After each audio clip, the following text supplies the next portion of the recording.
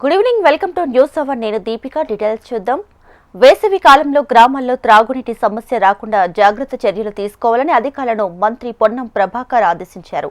హుస్నాబాద్ నియోజకవర్గ అభివృద్ధిపై అధికారులతో మంత్రి పొన్నం సమీక్ష సమావేశం నిర్వహించారు. ఇందిరమ్మ ఇళ్ల ఎంపిక పారదర్శకంగా జరగాలని, ఇక ఎంపికలో పేదలకు ప్రాధాన్యత ఇవ్వాలన్నారు. త్వరలో రేషన్ కార్డుల పంపిణీ జరగబోతుందని, ఉగాది నుంచి సన్నబియ్యం పంపిణీ చేస్తామని మంత్రి పొన్నం స్పష్టం చేశారు. ఎండాకాలాన్ని అధిగమించడానికి తాత్కాలికంగా బౌలను హైర్ చేస్తామా, ట్యాంకర్లు పెడతామా, బౌల ద్వారా చిన్న పైప్ లైన్ చేస్తామా, టెంపరీ కొత్త నాలెడ్జ్ని ఉపయోగించి ఈ క్రైసిస్, ఎందుకంటే గ్రౌండ్ వాటర్ పడిపోతుంది రోజు రోజు, ఎండల తీవ్రత ఇవాళ మార్చినే ఇస్తుంది.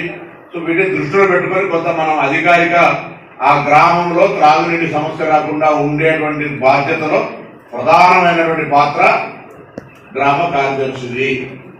వారి పైన ఉన్న అధికారులు ఇది పర్యవేక్షించుకోవాలి.